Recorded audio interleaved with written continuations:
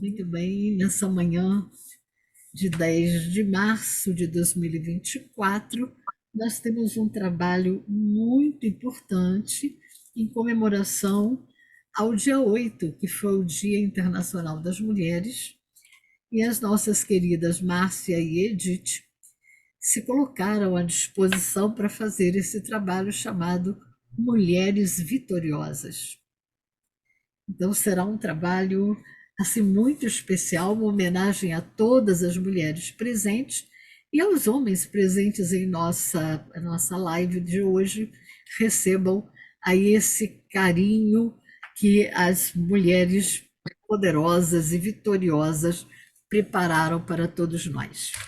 A Márcia é uma estudante esotérica e Edith também, as duas são.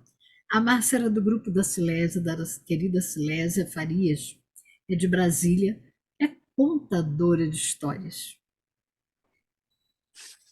A nossa Edith também é esotérica, estudante da Universidade da Luz, Fundação Cultura do Espírito, é psicóloga, trabalha com Reiki e é lá de Minas Gerais. Então, estamos aqui, três cidades reunidas: Niterói, Brasília e Belo Horizonte.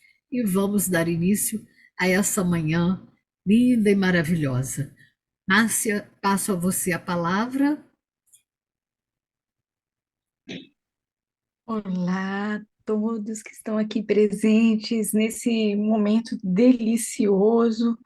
Muitíssimo obrigada por essa oportunidade incrível e eu estou muito honrada com essa possibilidade. Espero que vocês também estejam imaginando o quanto que é possível fazermos de homenagem para nossas queridas mulheres neste planeta em evolução. A Ana e a Marli imaginaram um jeito de nós fazermos uma homenagem. Como homenagear as mulheres nesse planeta?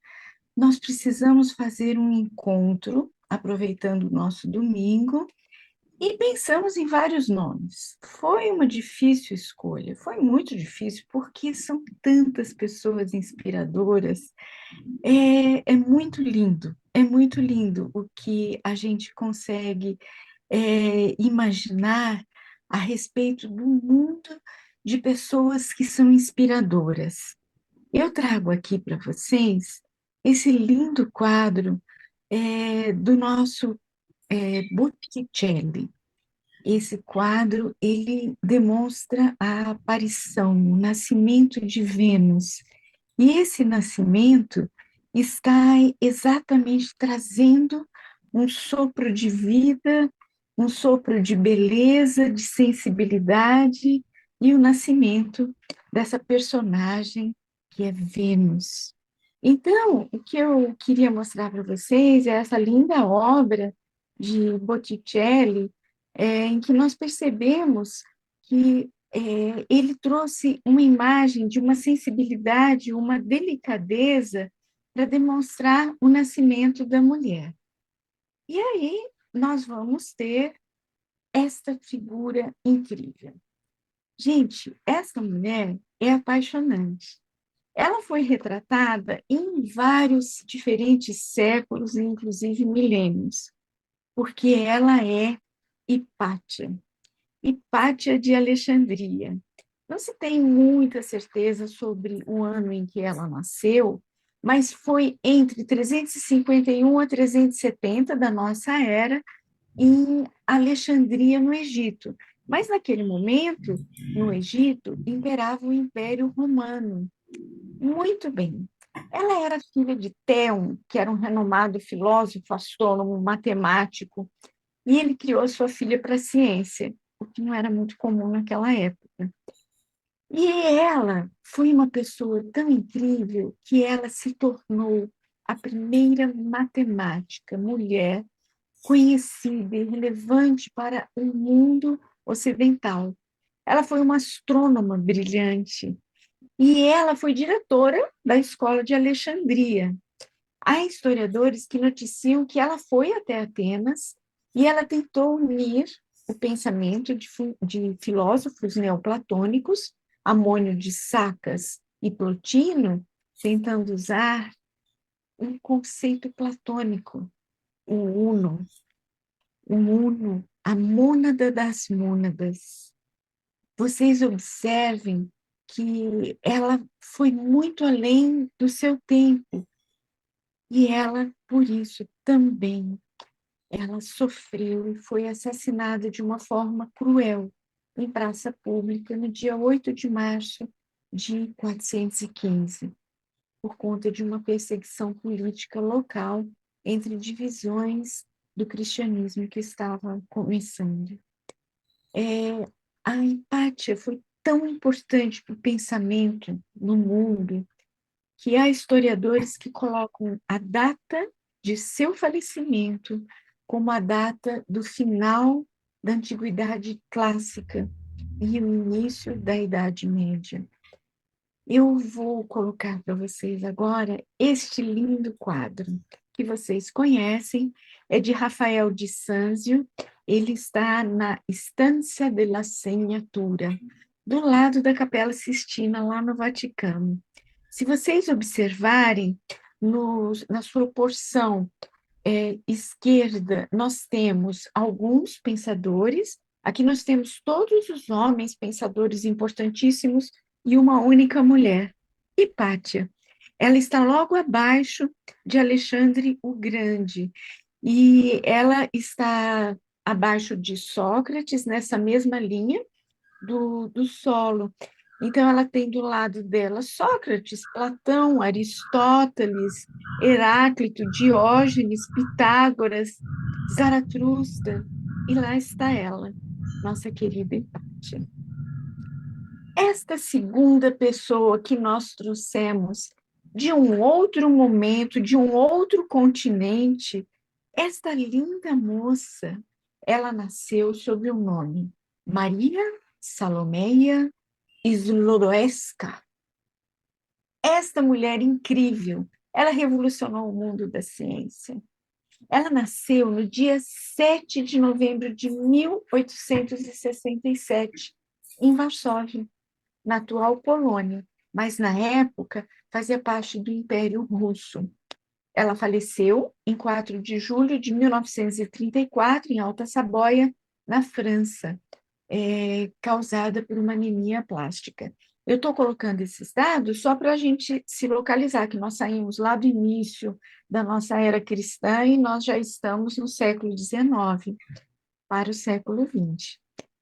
Esta mulher, ela foi a primeira a ganhar o Prêmio Nobel e também a primeira a ser nomeada em 2 campos científicos diferentes. Nenhum homem, nenhuma mulher tinha conseguido ganhar em 2 campos de ciência diferente. No caso da nossa Maria Salomeia Skłodowska, foi em química e em física.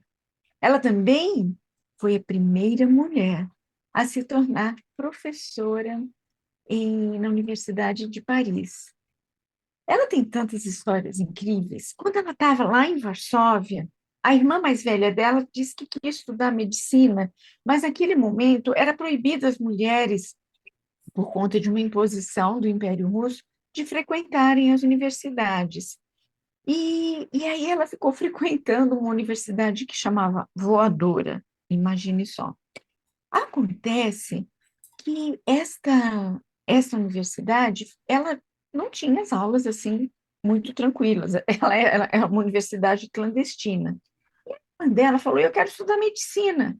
Ela falou: "Não tem problema. Eu vou fazer o seguinte: eu vou trabalhar e vou te sustentar por 2 anos para você estudar medicina. E aí depois você faz o mesmo por mim. Aí eu vou estudar e você me ajuda a me sustentar." E assim ela fez pela irmã. A irmã foi para Paris, estudou medicina, se formou, se casou e chamou: "Vem, Maria, vem morar conosco em Paris." Ela demorou mais 1 ano e meio para conseguir ir para lá. E aí, nesse momento, ela se tornou a esposa de Pierre Curie. Então, ela passou a adotar o nome Marie Curie, que é o nome com o qual nós a conhecemos hoje. Ela teve duas filhas, e a filha mais velha dela, Irene, também é prêmio Nobel na ciência de química.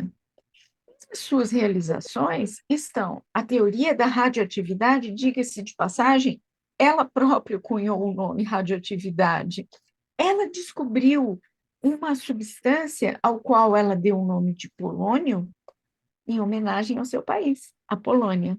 E ela também descobriu o rádio, elementos radioativos que não existiam na nossa tabela química. Ela descobriu que havia um crescimento menor de células cancerosas quando expostas à radiação desses elementos. E aí surgiu os primeiros tratamentos de radioterapia para câncer. Ela criou, gente, o raio-x em ambulâncias, porque nesse momento a Europa estava vivendo a Primeira Guerra Mundial e muitas amputações eram feitas e muitas ela acreditava que fossem desnecessárias. O que ela fez? Não teve dúvida. Ela criou ambulâncias aparelhadas com essas máquinas de raio-x e ia para os hospitais de campanha. Ela e sua filha Irene. E elas foram tirando o raio-x dos soldados para mostrar que não precisavam amputar aquela perna. Essa mulher incrível, ela sofreu com todos os tipos de preconceito, não podia estudar na universidade. Em Varsóvia, houve uma situação complexa, porque ela queria verbas para continuar o instituto onde ela faria as descobertas. Ela faria as descobertas sobre o que eram os usos dessas substâncias radioativas. Vocês acreditam? Eu não conseguia verbas. Hoje, o mundo é pleno de institutos Curie, em homenagem a ela e o marido dela. Na sua biografia, gente, eu tenho que narrar isso, porque mexeu muito comigo também. A filha dela, a Irene, que é mais velha, também prêmio Nobel, que ia com ela lá nos campos de batalha para tirar raio-x dos soldados, essa é mesma, escreveu uma biografia da mãe. E nessa biografia que ela escreveu, ela narra que a mãe cuidava da nossa educação diretamente, cuidava da casa também. Gente, um escândalo. Ela lavava, cozinhava e passava. Vocês imaginam isso?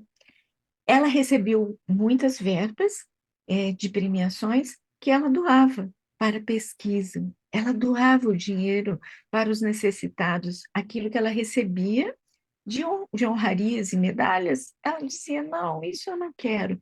E o dinheiro ela repassava. Para vocês terem uma ideia incrível, ela, por propósito, intencionalmente, ela não patenteou a descoberta do processo do isolamento do rádio, para que a comunidade científica pudesse fazer pesquisas sem impedimentos. Incrível, né? Essa aí é a imagem do cartaz de um filme da Netflix com essa linda atriz, a Rosamund Pike. O nome é Radioativo. E se vocês quiserem conhecer um pouquinho da ambientação, é lógico que como um filme de Netflix, ele é bem corridinho, então esses detalhes que eu estou narrando para vocês passam muito rápido. Mas, enfim, é uma possibilidade. Agora, vamos parar aí. Essa mulher. Gente, eu apaixonei. Quando fui estudar essa mulher, eu apaixonei. Sabe o nome dela? Anália Emília Franco. Ela nasceu em 1º de fevereiro em 1853, em Resende, no Rio de Janeiro. E ela faleceu em 1919, em São Paulo, vítima da gripe espanhola. Durante sua vida, ela, ela enaltecia a educação como o único caminho para que se estabelecesse a justiça e a democracia no país. Vocês observem que ela nasceu num Brasil que era uma monarquia e ainda era escravocrata. Ela foi auxiliar da sua mãe, que era professora, E ela estudou para ser professora no ensino normal, etc. Mas vejam o que ela fez. Em 1867, nós tínhamos a lei do ventre livre. E esta lei fazia com que as crianças nascessem livres e os fazendeiros, que eram os proprietários dos escravos, não queriam aquelas crianças lá, eles não queriam gastar dinheiro com essas crianças. E seus pais, que ainda eram escravizados, não podiam cuidar dos filhos. Então, eles eram abandonados nas cidades. E eles rapidamente viviam de mendicância. A Anália falou: não, nada disso. Ela foi e passou a ir em lugares onde havia essas fazendas e pedia para as mulheres: eu queria um galpão para cuidar dessas crianças. Eu não quero que essas crianças fiquem na rua. E ela encontrou uma pessoa que ela era uma fazendeira, dona de um lote, e disse: tudo bem, para você um acesso a um galpão aqui para você cuidar dos seus negrinhos. Ela disse: o quê? Não, não, eu não vou cuidar de negrinhos, eu vou cuidar de toda criança, porque cor de pele não importa para mim. E a mulher falou: ah, é? Misturar branco com negro? Não, eu não vou te dar mais esse galpão. Ela falou: ok, eu vou então fazer uma coisa, eu vou alugar um espaço para mim. Ela alugou, transformou o espaço na casa maternal e o salário dela de professora ia tudo para isso, né, gente? Quando ela fez esse espaço super especial, ela passou a me indicar, porque ela não tinha dinheiro para alimentar as crianças. Então, vocês imaginem que ela era uma mulher abolicionista, detalhe, ela abraçou o espiritismo. Era espírita, ela cuidava das crianças filhos de escravos e ela fazia escolas para a educação das mulheres. Nossa, que mulher estranha naquele momento, realmente. Dois grupos, os abolicionistas e os maçons, a ajudaram nessa missão. Ela criou, gente, uma banda musical e uma orquestra e grupo de teatro, inclusive ela escrevia as peças de teatro. E eles faziam apresentações para angariar fundos para essas associações que ela criou. Ela criou mais de 60 escolas em diferentes cidades do interior do estado de São Paulo. Ela, ela foi uma pessoa que tinha assim, uma leveza, mas ao mesmo tempo uma seriedade. Ela criou uma associação chamada Associação Beneficente Instrutiva Feminina. Então, ela educava as mulheres e ela dizia que todas as mulheres deviam ser educadas, deviam ser alfabetizadas. Nós estamos em 1903 no Brasil. Imagina o número de analfabetos que nós tínhamos aqui naquele momento. Não tinha escola nem para homem que quisesse estudar, que dirá para mulher. Mas as mulheres que tiveram alcance, as escolas de Anália Franco, puderam estudar. E ela dizia o seguinte: algumas pessoas, às vezes, precisam em um momento de um auxílio beneficente. Mas o mais importante é o nosso aspecto instrucional, porque elas precisam estudar e ter uma profissão. Então, vocês vejam que coisa incrível, né? Ela tinha essa visão, ela escreveu muitos livros, ela escrevia para orientação pedagógica das professoras que davam aula. Aí, em 1903, ela estava com uma revista que chamava A Voz Maternal. E aí apareceu uma pessoa que falou: eu vou ser o contador dessa sua associação. É muito trabalho para você, eu vou ser o seu contador. Gente, ele apaixonou na nossa Anália Franco, né? Eles começaram a viver juntos. Gente, 1903, e a mulher vai viver junto, pensa. E aí começaram a falar, gente, essa mulher, que é isso? Que é isso?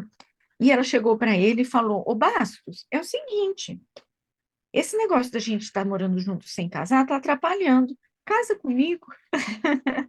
Então, vocês vejam a incrível mulher que foi a nossa querida Anália Franco.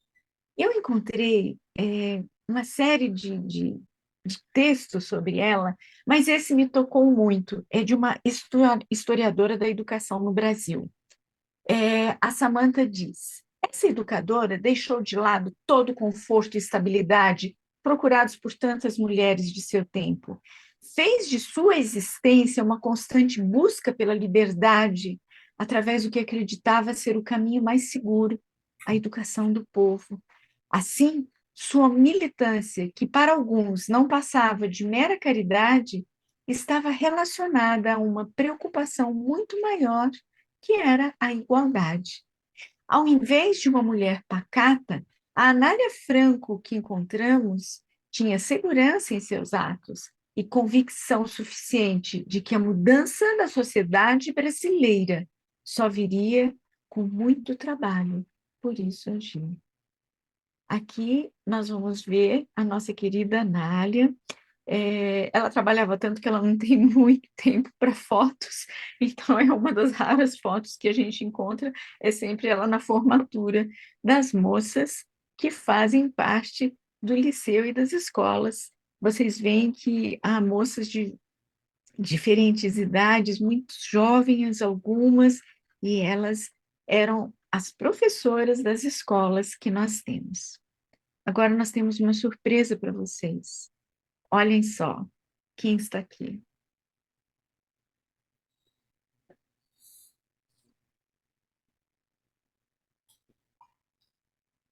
Edith? Aham. Bom dia.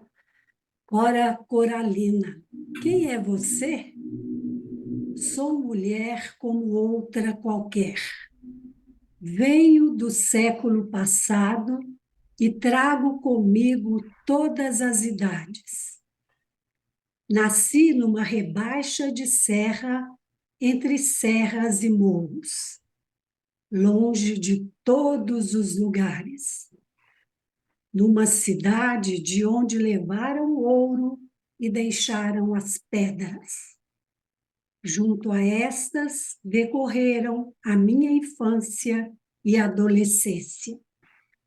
Aos meus anseios respondiam as escarpas agrestes, e eu, fechada dentro da imensa serrania que se azulava na distância longínqua.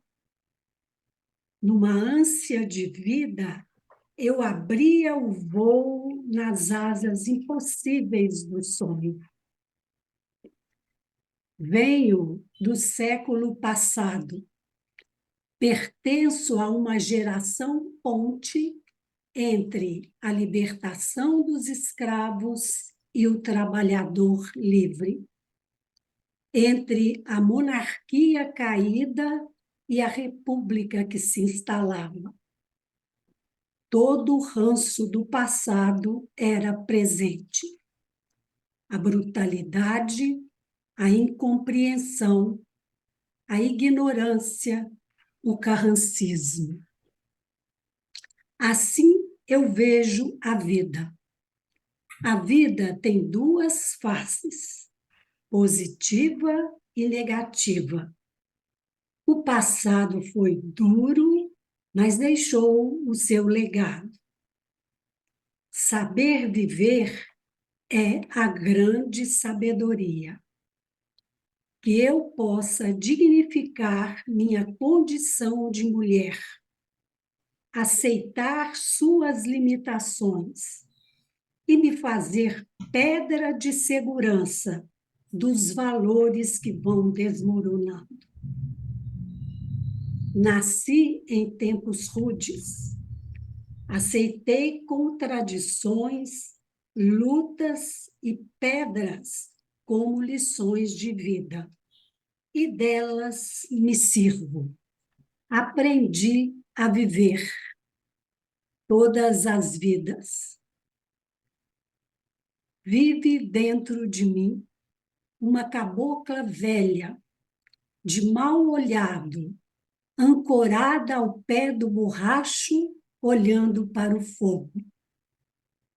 Benze quebranto, bota feitiço, Ogum, orixá, macumba, terreiro, Ogã, pai de santo.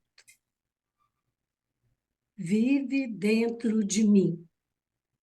A lavadeira do Rio Vermelho, seu cheiro gostoso d'água e sabão, rodilha de pano, trouxa de roupa, pedra de anil, sua coroa verde de São Caetano. Vive dentro de mim.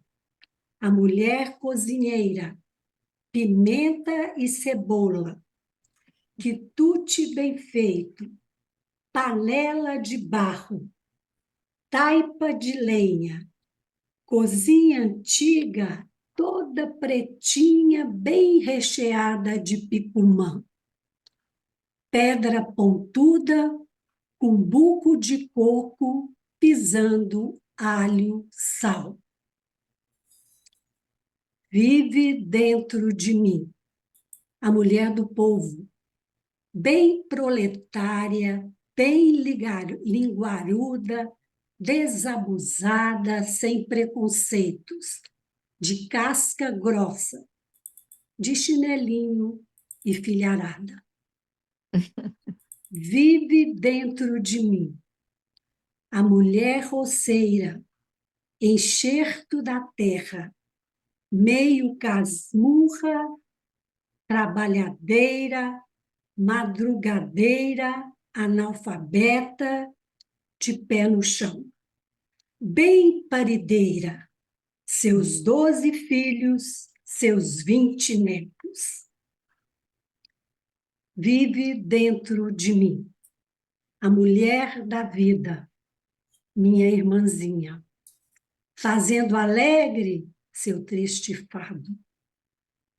Todas as vidas dentro de mim, na minha vida, a vida mera das obscuras.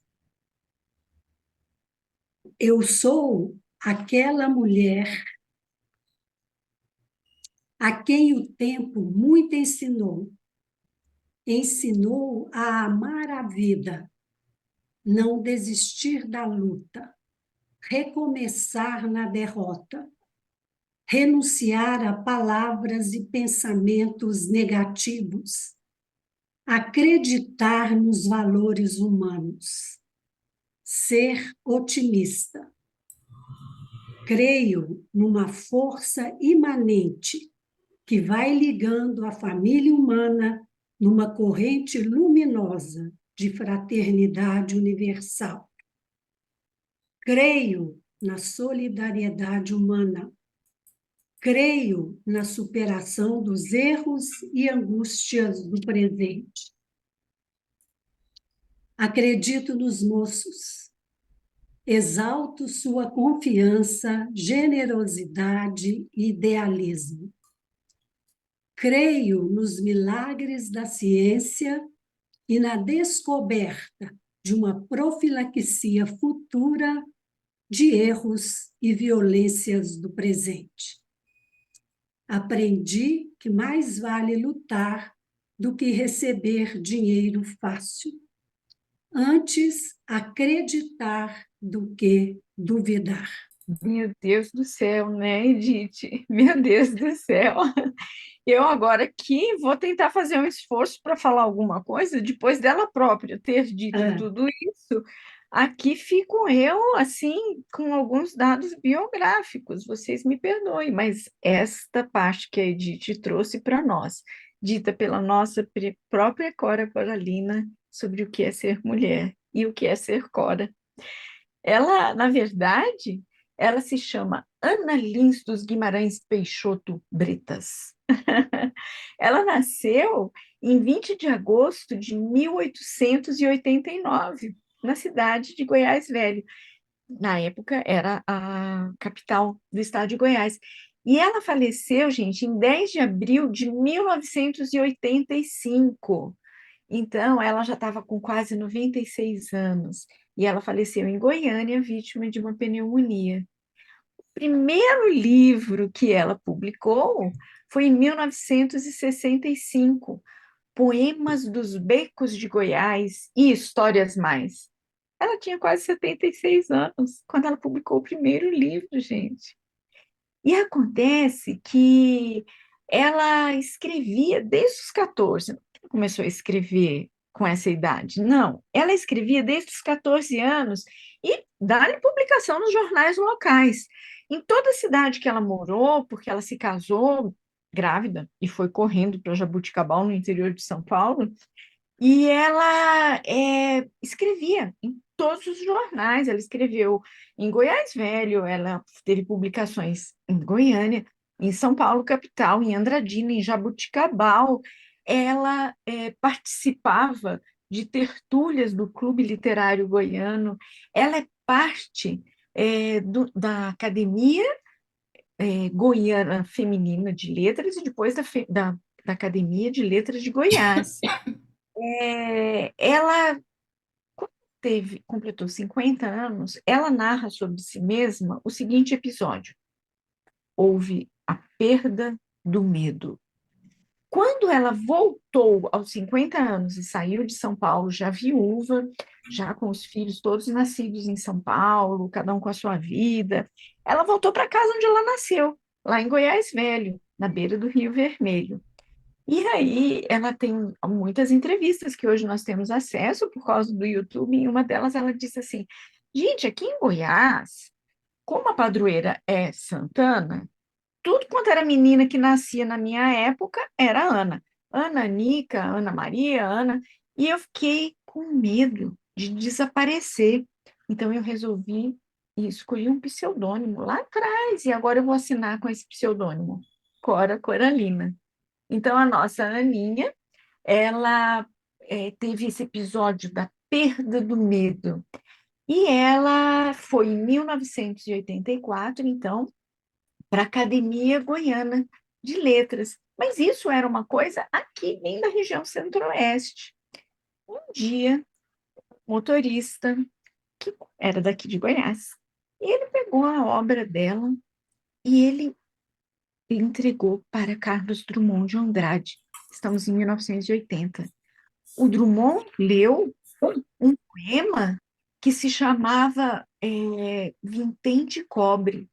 Ele ficou tão apaixonado e ele não sabia nem o endereço da Cora Coralina. Aí ele escreveu para ela uma missiva e mandou Goiás Velho, Cora Coralina. E ele não sabia nem se aquilo ia chegar, mas graças a Deus chegou nas mãos dela. E ele fez uma linda publicação no Jornal do Brasil, em 1980, quando ela se tornou essa personagem conhecida no Brasil todo. Eu vou falar a leitura de uma coisa que é incrível. Em 1980, o nosso poeta Drummond fala para Cora: minha querida amiga Cora Coralina, seu vintém de cobre é para mim moeda de ouro, e de um ouro que não sofre as oscilações do mercado. É poesia das mais diretas e comunicativas que já tenho lido e amado. Que riqueza de experiência humana, que sensibilidade especial e que lirismo identificado com as fontes da vida. Aninha hoje não nos pertence. É patrimônio de nós todos que nascemos no Brasil e amamos a poesia. E assim, nossa querida Cora se tornou essa personagem incrível. Estamos todos matriculados na escola da vida, onde o mestre é o tempo. E ela deixa um recado: não te deixes destruir, ajuntando novas pedras e construindo novos poemas. Recria a tua vida sempre, sempre. Remove pedras e planta roseiras e faz doces. Recomeça. Faz de tua vida mesquinha um poema e viverás no coração dos jovens e na memória das gerações que hão de vir. Esta fonte é para uso de todos os sedentos. Toma a tua parte. Vem a estas páginas e não entraves seu uso aos que têm sede. Obrigada, Cora Coralina, por sua maravilhosa poesia e lírica. Obrigada, Márcia. Obrigada, Edith. Celebramos as mulheres vitoriosas e reverenciamos a grande época, que é a época da mãe do mundo, a época da mulher, como há quase um século nos disse a Helena Reis. E ao final desse trabalho tão lindo, só nos cabe lembrar que a mulher que somos, todas nós presentes a este trabalho, mulheres vitoriosas, mulheres que acordamos, que abrimos os olhos para a vida, arregaçamos as mangas e vamos em frente. A mulher, disse-nos a Helena Reis, deve se conscientizar do seu significado, da grande missão que recebeu. Ela deve preparar-se para assumir a responsabilidade do destino da humanidade. Então, um brinde, um grande brinde ao Dia Internacional das Mulheres, nessa escolha perfeita. Obrigada, Márcia, obrigada, Edith, por esse trabalho maravilhoso que vocês apresentaram. Muitíssimo obrigada. E vamos abrir alguns comentários, há vários parabéns, há vários grupos aqui parabenizando o trabalho que vocês apresentaram. Podemos abrir aí em breve tempo para comentários. Maria Emília, obrigada a todos. Eu vou aproveitar, Ana, para falar uma coisa que eu acabei não citando. Quando ela voltou para Goiás Velho, ela voltou e viúva, não tinha condições, então ela pegou e falou: vou fazer doce. E aí ela fazia os doces e vendia lá na porta da casa dela, né? Só que ela já era uma poetisa. Então ela fazia as publicações dos livros e ela colocava do lado dos doces uma cestinha com os livros dela. Aí ela falava assim: ah, o senhor gosta de doce, talvez o senhor goste de poesia também, não quer levar uma poesiazinha aqui? Olha só esse livrinho, leva o livrinho. Então ela vendeu muito doce com o encantamento da poesia junto. E achei muito interessante quando você coloca a questão do nome, né? Ana é um É, nome muito comum, é o meu nome, é um nome muito comum. E então ela escolhe, vai buscar justamente Cora Coralina. Olha o significado, o peso, né? A palavra cora, vindo do latim, é luminosa, vindo do grego é donzela. Então, se a gente mistura os dois, e coralina é de coral. Então, uma é da cor de luminosa é. donzela, uma luminosa, perfeito, perfeita, perfeita escolha. Realmente uma grande sensibilidade. Aliás, das quatro, né? Quatro grandes nomes. O nome da Anália Franco, que a gente quase não comenta sobre a vida dela, todos já ouviram falar de Anália Franco, mas en passant, e realmente um grande nome dentro da educação brasileira, né, e um grande serviço prestado à nossa pátria, às nossas crianças, naquele momento de abolicionista, e foi uma grande mulher, uma grande brasileira. Então, duas grandes brasileiras no mesmo patamar das histórias universais. E belíssimo você ter iniciado por Hipátia. Saímos de Hipátia e terminamos na Cora Coralina. Muito bonito. Eliana, você queria falar? Eliana?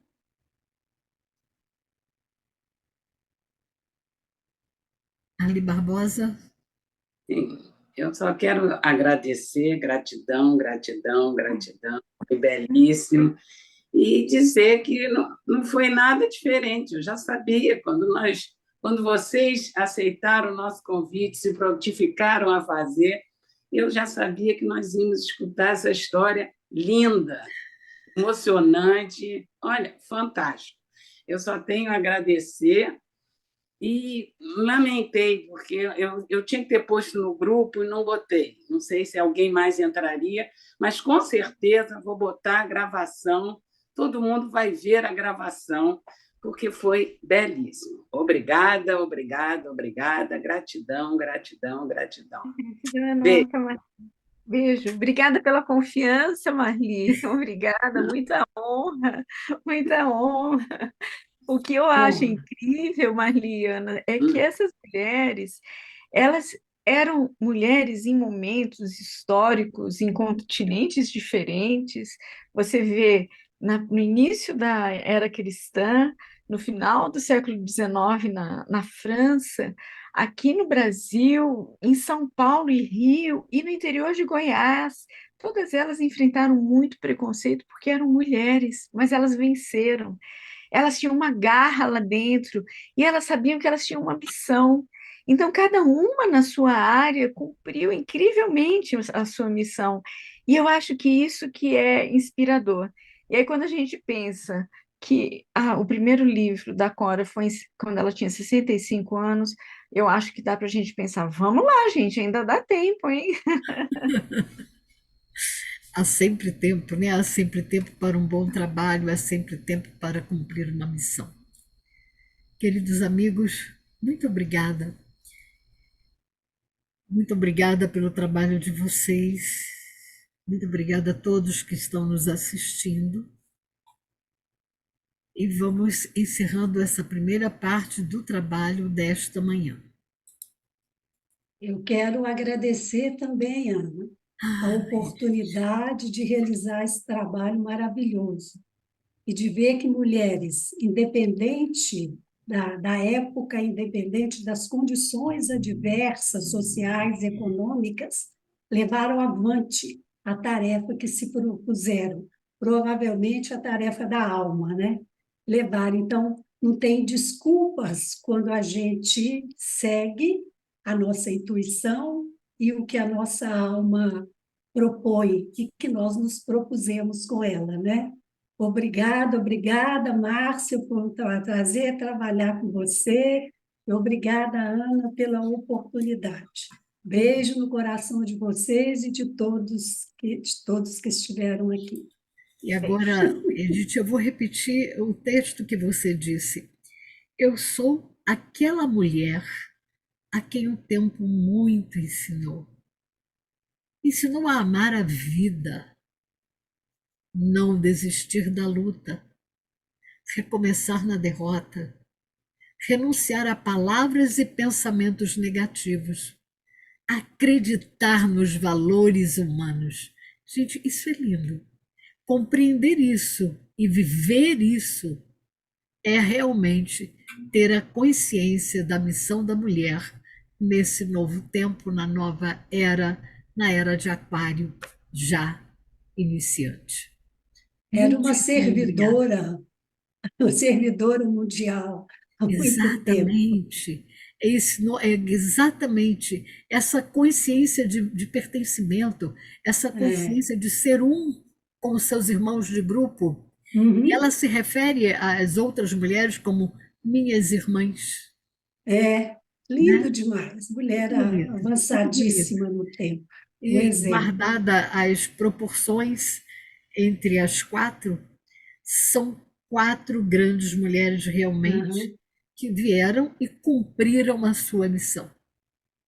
exatamente. Que sejam exemplos Sim, e que nos dê alento a viver o otimismo, esse mesmo otimismo que ela prenuncia, né, e faz questão de marcar em sua obra.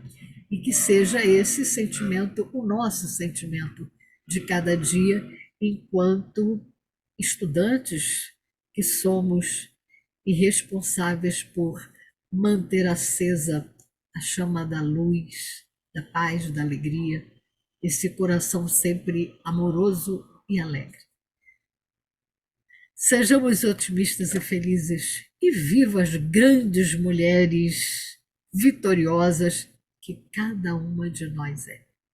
Muitíssimo obrigada, muitíssimo obrigada.